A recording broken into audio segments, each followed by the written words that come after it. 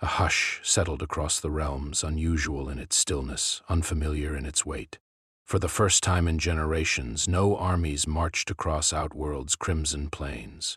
No portals split the sky above Earthrealm. The tournaments that had defined countless lifetimes rested in a fragile pause, and the champions who survived them dared to believe, however briefly, that peace might endure. Yet peace in a place shaped by ancient blood is never truly peace. It is only the breath drawn before a scream. Deep within their timeless sanctum, the elder gods felt it first. A tremor moved through the great cosmic weave, subtle at first, then insistent, like a thread being pulled by a hand that did not belong to any known tapestry. It was not the corruption of Outworld crawling once again toward Earthrealm. It was not the treachery of Quan Chi, nor the ancient hunger of the one being stirring in its buried prison. This was something else, something new. Something that had never existed within the laws they themselves had written. Far beyond the mapped realms, in the raw spaces between worlds, a wound tore open. Years of endless combat had left the barriers between realities thin, brittle, weakened like glass struck too many times in the same place. When the fracture finally gave way, it did not release a conqueror or a demon. It expelled a single figure, cast forward by forces even it did not comprehend. He landed without ceremony, gray skin hardened by unimaginable violence, bone protrusions jutting from shoulders, spine, and arms like the shattered remains of ancient weapons. Eyes that held no thought of ambition, no dream of dominion, only the raw memory of dying and returning endlessly. He did not know the name of the world beneath his feet. He did not care. Doomsday had arrived. The instant his weight pressed into the soil, reality shivered. Ancient wards inscribed along the boundaries of the realms flickered as though rejecting him, not because he was evil, not because he was strong, but because he was foreign in a way that the cosmos itself could not classify. In the high temple of the sky, Raiden opened his eyes. He reached outward with senses honed across millennia, searching for a soul, a destiny, a thread of fate he could grasp. He found nothing. Where every warrior in creation left an echo written into the great design, this creature left only silence. Prophecy itself seemed blind to him. In his palace of bone and iron, Shao Kahn felt the disturbance and smiled. To him, every unknown thing was merely another possession waiting to be claimed. He called for his generals, already imagining how this newcomer would kneel beneath his boot. Elsewhere, in shadowed halls scented with sulfur and old sorcery, Shang Tsung leaned close to his scrying mirror. He did not see a threat, he saw a treasure. If this creature carried unlimited power, then perhaps the elder gods themselves might soon look upward to find him seated above them. And in the Netherrealm, Scorpion paused mid-stride. He had hunted countless souls across countless centuries. Every death left a trace, a residue, a whisper he could follow. But when he turned his focus toward the intruder, he felt only a void, as though death itself had refused to record his passing. Doomsday walked. Tarkatans descended upon him with shrieking blades. Outworld beasts pounced from the shadows. Cursed serpents coiled from broken temples. Every attacker died, not through elegance, not through skill, but through sheer inevitability. Each wound he suffered closed harder than before. Each blow that struck him taught his body a lesson it would never forget. Raiden gathered Earthrealm's defenders. Shang Tsung dispatched assassins, not to kill but to capture. Deep within a ruined temple half swallowed by jungle, the assassins found their quarry. Slowly, without hurry, Doomsday raised his head, silent, Basya, acknowledging new prey. Word of the creature spread faster than any messenger could ride. It traveled on the tongues of terrified survivors, on the wind that carried the scent of scorched temples, on the whispered reports of spies who had watched impossible things from the safety of distant ridges. By nightfall, every realm knew that something had arrived which did not answer to the rules of Mortal Kombat. Shang Tsung's assassins were not ordinary killers. They had trained in the same halls that produced legends. They carried enchanted blades forged in the blood of dragons, cloaks woven from shadow, talismans etched with syllables older than language. When they descended upon the ruined temple, they moved as one, a black flood pouring across broken stone. Their opening strike was flawless. Chains of soul magic lashed around Doomsday's limbs. Enchanted spears drove through his chest. A collapsing wall of masonry, triggered by hidden runes, buried him beneath tons of ancient rubble. For a single breathless moment, silence reigned. The assassins allowed themselves to believe they had succeeded. Then the rubble moved. He rose slowly, dust falling from his shoulders like the last sigh of a defeated fortress. The chains snapped as though they had been thread. The spears clattered to the ground, their edges dulled by wounds that were already gone. What followed was not a battle, it was a lesson. He learned as he was struck. The first sorcerer to hurl fire at him found that fire could no longer burn him. The second, who called down ice, watched his magic frost and shatter against skin that had already remembered the cold. Every failure taught the creature, and every lesson made him harder to harm. By the time the last assassin fell, the temple had become a mausoleum for men who had believed themselves untouchable. In his sky temple, Raiden opened archive after archive. Scrolls that had not been unrolled in 10,000 years spilled across the marble floor. He searched for even a whisper of a being that adapted, a warrior who could not be finished, a soul that refused to be measured. He found nothing. The archives, vast beyond mortal comprehension, held no reflection of what now walked the realms. Shao Kahn, hearing of the massacre, laughed with contempt. He declared before his entire court that this creature would soon hang above his throne as a trophy. His generals cheered, though a few of the older ones exchanged glances they did not dare speak aloud. Liu Kang, Kitana, and Kung Lao rode together through villages that had emptied without violence. There were no bodies, no fires, only open doors, unfinished meals, and the terrified stories of those who had fled. The monster, they said, had not attacked. It had simply walked forward, and every defense the villagers raised had collapsed the moment it touched him. Kitana pressed her hand to a wall marked by a single gray handprint and felt something she had not felt since her mother's death. She felt small. Scorpion could wait no longer. He rose from the Netherrealm's ash, chains whispering behind him, and confronted the creature directly. Hellfire erupted across the ruined battlefield. Spears flashed. His voice, roughened by centuries of vengeance, promised the finality he had delivered to countless enemies before. He performed techniques that had ended gods. He unleashed fatalities that had shattered immortals. None of them worked. The flames that consumed lesser demons washed across Doomsday's body and simply died. The spear that had claimed the souls of sorcerers rebounded from gray flesh grown thicker than iron. For the first time since he had become the specter of vengeance, Scorpion felt something cold slither through him. It was not the fear of losing. It was worse. It was the fear that death itself had failed. He retreated, and every warrior watching from afar saw the impossible. Scorpion had turned away. In his private chamber, Shang Tsung reached for the creature's soul with hunger sharpened by centuries of ambition. His hand closed around nothing. There was no soul to take. Shao Kahn did not believe in impossible enemies. He had shattered kingdoms whose gods still wept in exile. He had drunk from the skulls of warriors once thought eternal. When the reports arrived of Scorpion's retreat, he did not rage. He smiled the slow, patient smile of a hunter who has finally been offered a worthy prey. He did not send champions this time. He led personally, and behind him marched the full weight of Outworld's military.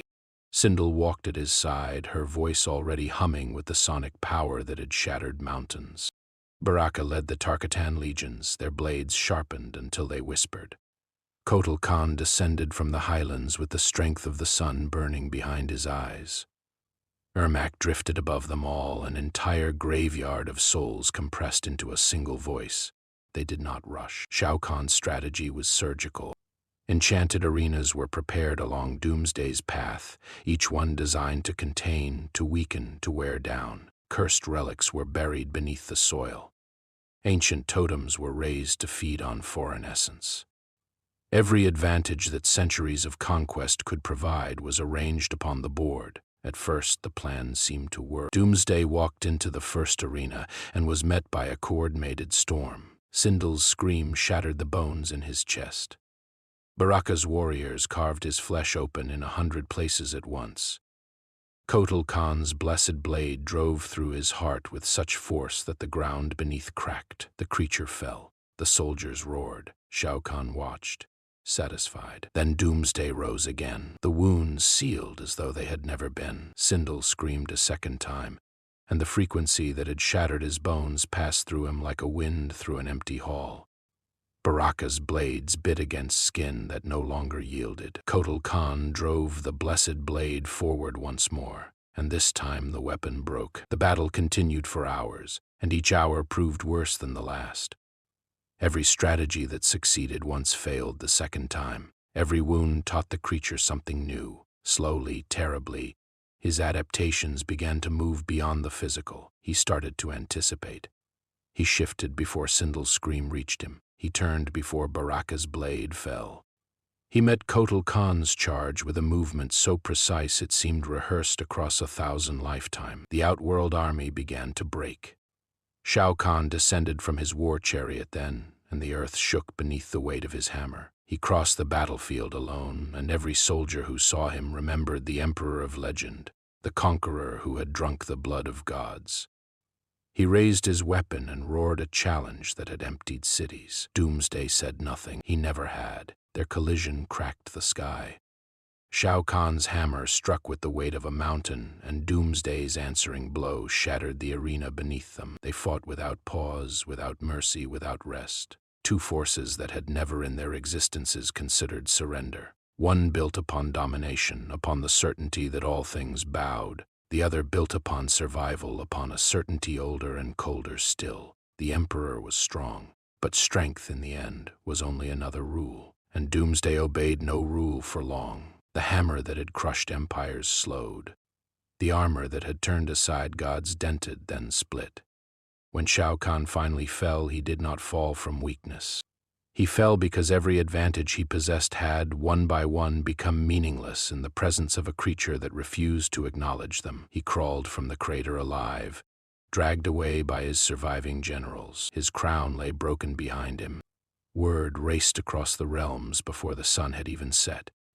Outworld's emperor had been defeated. In their sanctum, the elder gods gathered in silence. For the first time in an age, they spoke of intervention. And for the first time in longer still, they were afraid. Raiden did not sleep. Gods rarely do, but even by his measure, the days that followed Shao Kahn's fall stretched into something heavier than exhaustion. He gathered Fujin and Liu Kang and led them beyond the maps mortals used. Beyond the realms even the elder gods openly acknowledged. There were temples in the deep places of creation, buried where time flowed thickly and light forgot how to travel. To these forgotten sanctuaries the three walked, seeking answers older than the tournaments that had defined their lives. The temple they found was carved from a substance that resembled bone but hummed like metal. Its walls were covered in inscriptions that shifted when observed directly, as though the writing itself was reluctant to be read. Fujin whispered a prayer he had learned as a child and had not spoken since. Liu Kang lit a flame in his palm, and even that flame seemed dimmer here. The records they uncovered were not scrolls. They were memories, pressed into the very stone by hands that had trembled while doing so. Slowly, painfully, the truth revealed itself. Long before the first tournament, before the first realm had been named, the elder gods had established a single law upon which all others rested. Everything must eventually die. The balance of creation depended upon that quiet promise. Mortality was not a punishment. It was the mortar between the stones. Doomsday violated that law entirely. He was not immortal in the way of gods who lived by borrowed permission. He was not undying like the demons of the Netherrealm, whose existence was granted by darker powers. He was something else. Evolution itself had chosen him as its instrument. Every death rewrote him. Every failure sharpened him. He was not protected. He was continuously remade by a force older than the elder gods and beyond their ability to command. They could not simply erase him. To do so would be to reach into the fabric of the universal law and tear it, and the tear would not close. Every realm was stitched to that law. Pulling one thread threatened to unravel them all. Raiden set his palm against the trembling stone and closed his eyes. For a long moment, he allowed himself the rare weakness of despair. Katana joined them soon after, her armor still stained with the dust of abandoned villages. She listened to the revelation in silence, and when she finally spoke, her voice carried a weight far older than her years. She asked whether the centuries of endless combat, the tournaments, the invasions, the constant war between realms, had thinned reality enough to invite something like Doomsday inside. No one answered her. No answer was needed. In the Netherrealm, Scorpion sat alone. His chains lay coiled beside him, untouched. He had built his existence upon a single certainty. Vengeance required death. Justice required an ending. Now he faced a creature that death itself would not claim, and he no longer knew what he was. If the specter of vengeance could not deliver an ending, was he still the specter at all? Alliances began to form in the days that followed. Warriors who had spent lifetimes hating one another shared fires and quiet plans. Yet even in those quiet moments, moral divisions emerged. Some argued that Doomsday must be imprisoned forever, sealed away in a place where his adaptations could no longer touch the realms. Others argued the opposite. A prison that could hold him might one day fail, and a failed prison always released something worse than what had entered it. Better, they said, to keep trying. Better to keep dying if dying meant the realms remained intact. While the councils argued, reality itself began to answer. Regions of Outworld and Earthrealm began to bleed into one another. Rivers ran uphill. Suns rose twice in a single day. Ancient boundaries, weakened by every attempt to destroy the creature, began to fold. The realms were not merely under attack. They were beginning to forget how to remain themselves. Desperation is a strange alchemy. It transforms enemies into allies, dissolves hatreds that once seemed carved into bone, and reveals the fragile heart beneath even the proudest armor. In the days that followed the collapse of ancient boundaries, that alchemy worked its terrible magic across the realms. Earthrealm and Outworld, whose feud had shaped generations, agreed to a truce. Not a friendship, not a forgiveness, but a truce written in exhaustion and fear. Liu Kang stood beside Shao Kahn upon a broken bridge that now spanned two merging skies. Katana knelt beside Jade in a courtyard where Earthrealm flowers grew alongside Outworld thorns, and neither woman spoke of the past. Even Sub-Zero and Scorpion, whose blood ran cold with centuries of shared grief, stood back to back beneath a shifting sun. Every confrontation followed the same pattern. The heroes would strike with new tactics, new weapons, new configurations of power. For a moment, they would seem to win. Doomsday would fall. The realms would exhale. And then, as always, he would rise. Each rising was different. Each was worse. The narration of these battles is not one of triumph and clash. It is one of erosion. Veterans who had survived 100 wars began to hesitate. Warriors who had once laughed at fear began to speak of it. Young fighters who had grown up on stories of Liu Kang's mercy and Raiden's wisdom began to question whether the legends had ever been true. In the mountain villages, elders quietly gathered children into caves and told them that the world above might not be there when they returned. The elder gods themselves attempted intervention. Their judgment fell upon Doomsday in a column of light so pure that the sky wept. Mountains vanished. Oceans boiled. The creature was reduced to ash finer than memory. And then from that ash he rose, slower, stranger, but whole. His skin now bore faint patterns of the divine light that had tried to unmake him, absorbed and made part of his design. Even divine judgment had become another lesson. In his hidden laboratory, Shang Tsung labored over fragments of gray bone left behind after earlier battles. He was certain, in the way that only ambitious men can be certain, that within these fragments lay the secret of endless adaptation. If he could unlock it, he could become the immortal he had always dreamed of being. He grafted the fragments into slaves, into beasts, into corpses raised from the Netherrealm. What emerged was not immortality, it was horror. Twisted creatures, malformed and screaming, tore through his laboratories and escaped into the merging realms. Each abomination hastened the collapse. Raiden stood alone one night upon a cliff that had once belonged only to Earthrealm and now bordered a river from Outworld. He watched the water move in both directions at once. He understood then, with a clarity that felt almost like peace, that they had been wrong from the beginning. Every attempt to kill Doomsday had made him stronger. Every fatality, every judgment, every execution, every strike had been a teacher. The heroes had been building him, one death at a time. The war they were fighting was not a war they could win. It was a war that had never been theirs to fight. He returned to the council with this truth, and it broke them more thoroughly than any battle. Warriors who had endured torture and loss and betrayal wept openly, not because Doomsday was winning. He was not exactly winning. He was simply becoming. And their every effort against him had fed that becoming. Hope in its old form died that night. The heroes sat in silence around a fire that no longer warmed them. They had believed themselves defenders. They now understood themselves as unwitting architects. And somewhere, beyond the reach of their fires, a gray figure walked slowly across a landscape that was beginning to look like the beginning of an ending. Then Liu Kang stood and spoke. Liu Kang's voice was quiet, but quiet things often carry the greatest weight. He spoke of a truth so simple that it had escaped them all. Doomsday could not be defeated because every warrior who faced him had agreed, without realizing it, to fight by his rules. Survival against destruction, force against force, death against a creature designed to grow through death. They had been playing a game that only he could win. The answer, Liu Kang said, was not another blade, another spell, another fatality. The answer was to change the game itself. The champions gathered upon the last stable ground remaining in the merging realms. A vast plateau that had once been part of the Sky Temple and now bordered the ruined outskirts of Outworld. Above them, 3 suns turned in a sky that no longer belonged fully to any single realm. Below them, the earth cracked in slow, patient rhythms.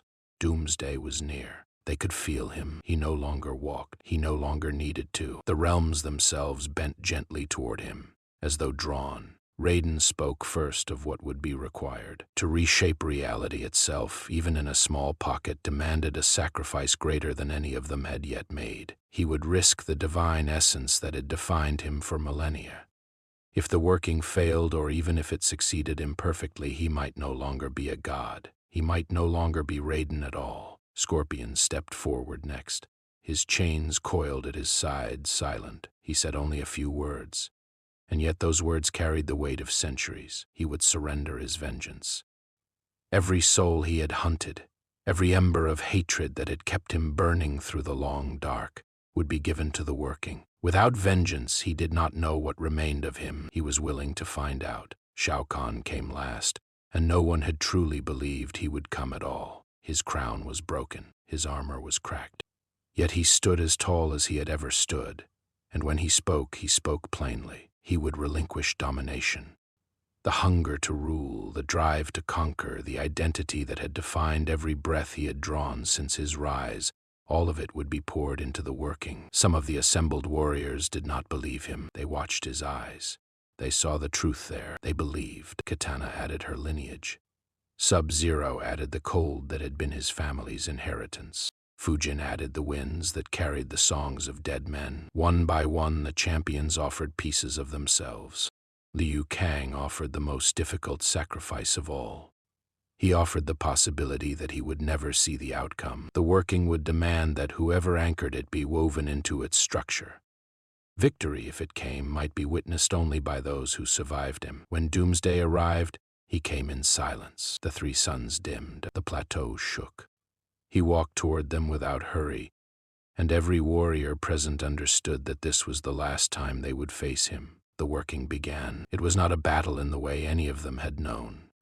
Raiden's essence poured into the sky and became a lattice of light. Scorpion's vengeance rose from him in a great column of hellfire, but the fire twisted, changing color as it left him, cooling into something new. Shao Kahn's domination flowed outward and was rewoven into structure, into walls, into the bones of the forming prison. Liu Kang stood at the center, and around him the sacrifices of every champion began to knit together. Doomsday fought harder than he had ever fought. He struck at the lattice. He struck at the warriors. Every blow taught him, as every blow always did. But this time the lessons could not be applied. The rules were being rewritten around him faster than he could learn them. A prison began to form beyond the realms. A place where time did not flow, where death did not visit, where evolution had nowhere to reach. Doomsday's roar shook every world at once. He was pulled inward, resisting, adapting, resisting again. For one terrible moment, the working nearly collapsed. Then Liu Kang steadied it with the last of himself, and the prison closed. Silence. The three suns became one again. The plateau stilled. The champions who remained looked at one another across a landscape thick with the ash of what they had given up. They had won, and yet no one cheered. Victory had cost too much to be celebrated. It could only be endured. Peace returned slowly, in the way that a body heals from a wound too deep for haste. Rivers found their proper courses again. Suns rose in their proper skies. The merging that had threatened to erase every boundary reversed itself, gently, gradually, like a held breath finally released. Yet nothing in the realms remained exactly as it had been. Former enemies now spoke to one another with the strange familiarity of those who had bled beside one another. Kotal Khan visited the Sky Temple as a guest, not a conqueror. Sub-Zero and Scorpion stood together at a memorial for the fallen, and though they did not embrace, neither did they turn away. The world had shifted, and its people shifted with it. The elder gods, humbled by their own helplessness, rewrote ancient laws.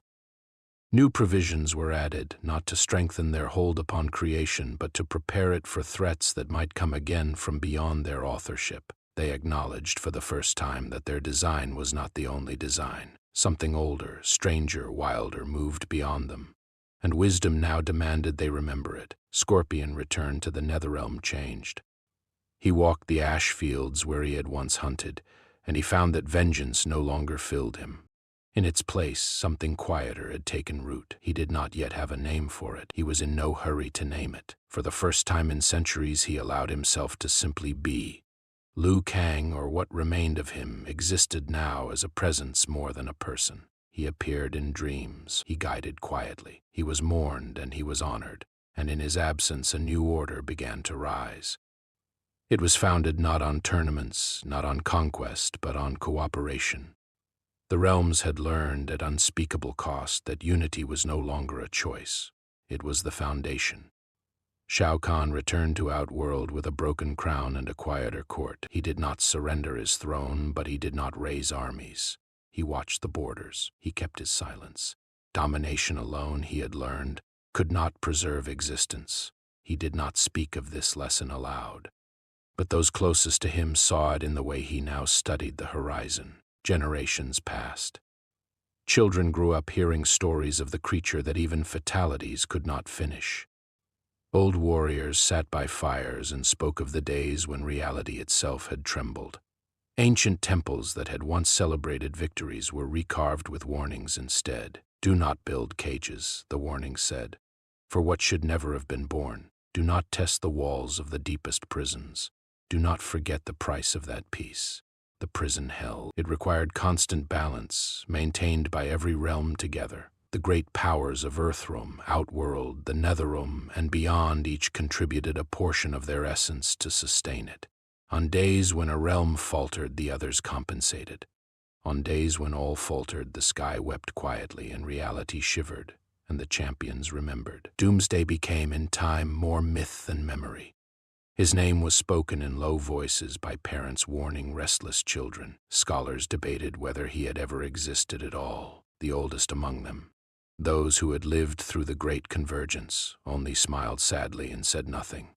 Yet in the deepest silence of that timeless prison, in a place where no one now looked, something moved. A single crack formed in the darkness. It was small, almost too small to notice. From that crack, a fragment of gray bone slowly pushed outward. He had not been freed. No one had reached for him. No sorcerer had bargained. No enemy had returned. He had simply, somewhere beyond all known realms, adapted once again, and somewhere in the great turning of worlds, a new universe drew a breath it did not yet know it was about to lose.